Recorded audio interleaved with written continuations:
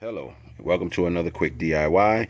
This video is actually to help you install or replace your 7-pin connector or 4-pin connector to your SUV or whatever vehicle it is that you're using.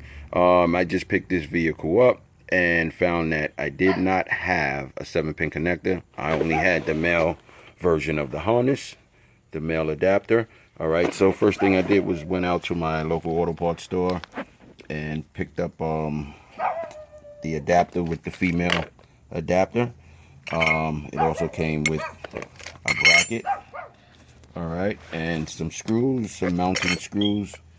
Okay, so now first thing you need is tools. You might want a drill. Very, very highly suggested. Here you would have an electric tester. Okay, also a good set of eye protection, eyewear, because you will need it.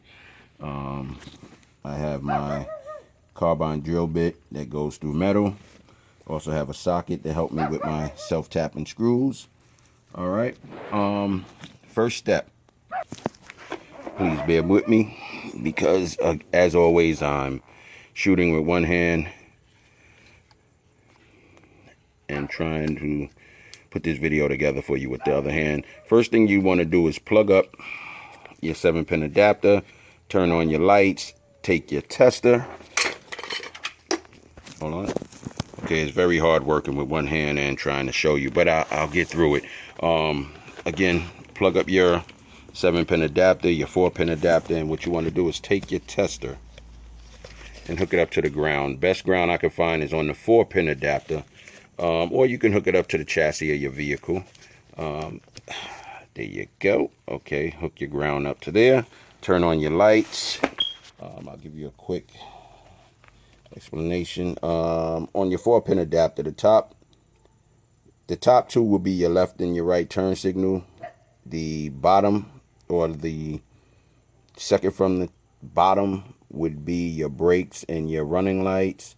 And of course, the one on the bottom is your ground. So what you want to do is turn on your hazards. You check your top two by inserting the tip into there, and you should get a light. I'm not going to do this right now. I've done it already, just so we can get through the video and keep it short and to the point. You try to, the top one will be your left or your right, and vice versa on the middle. The one on the bottom, you just want to make sure that all your lights work and that your apparatus is actually working correctly, and that your wiring harness is connected correctly. All right. You can actually do the same with the 7-pin adapter. Open it up and touch each blade to see which one is working. I can tell you the left bottom would be your ground, your left right would be your brake. The two in the center, center right, center left, will be your left and your right turn signals. Top left will be your running lights. Your top right should be your auxiliary, and the middle, the very middle where you see the screw, that should be your reverse lights. All right, now we'll go on with the next part of the video. Okay, the next portion, what we'll do is mount the bracket. Now what you want to do is actually center the bracket to where you need to center it. If you can see these two little holes in there, I already pre-drilled them, but you want to make a mark in both holes where you want it placed. Take it down. I would say take next your drill bit, start a little hole. You don't have to go all the way through, or you can actually go all the way through, either one. I just started it, and then what I did was I took my socket and my self-tapping screws and went the rest of the way through, making sure that it fit right, and it would be an easy installation when I go to put it in. Okay, so next I placed my screws in the hole with the bracket hanging, and I'll take my socket with my drill, of course, and I'll drill them in. Quick note, before making your marks to center your bracket, you may want to see the back sticks out a lot on this thing. You may want to make sure that you have ample clearance from your tow hitch. All right, just make sure before setting.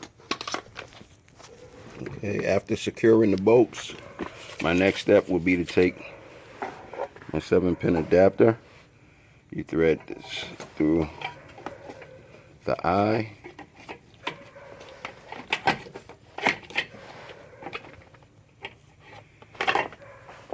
And we go to our nuts and bolts to lock it in place. I've already inserted 2 screws and inserted the bolts. I have 2 more to insert. One up top, and of course you put your bolt. This is your bolt wherever the camera is, okay, on the back. This one happens to be a 9mm, so you can use an opening wrench to get to the back, and of course a flathead screwdriver to lock.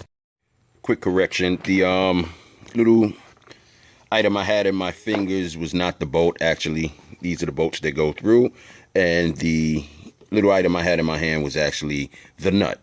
The nut with the lock washer on the back. Okay, now once the bolts and the nuts are secured, your next task will be to take the female and the male and put them together.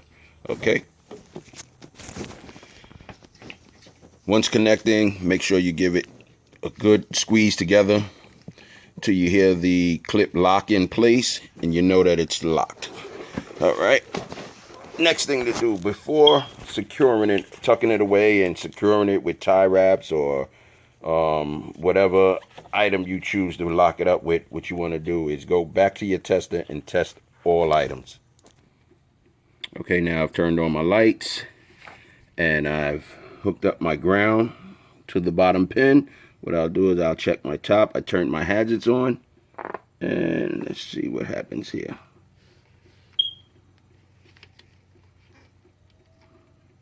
Okay, as you can see, we're blinking left, we're blinking right.